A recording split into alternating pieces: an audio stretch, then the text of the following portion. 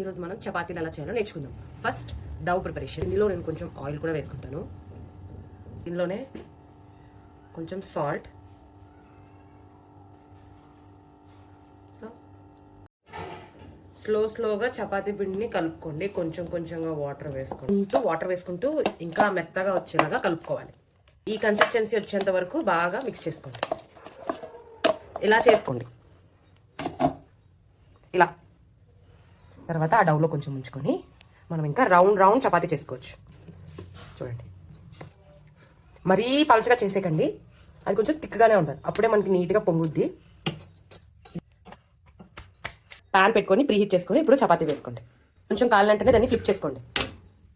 ఇలా ఫ్లిప్ చేసుకొని కొంచెం కాలిన తర్వాత మనం క్లాత్తోని ప్రెస్ చేసుకుంటూ ఉంటే బాగా పొంగుతాయి. ఇలా మంచిగా పొంగిన చపాతీలు మనకు వస్తాయి. సైడ్ కాలిన తర్వాత ఇగోండి ఇలాగ క్లాత్తో మెల్లిగా ప్రెస్ చేసుకుంటూ ఉంటే మనం చూడండి చపాతీ ఎలా పర్ఫెక్ట్గా పొంగిన చపాతీ. ఇలా కొంచెం కాలండి.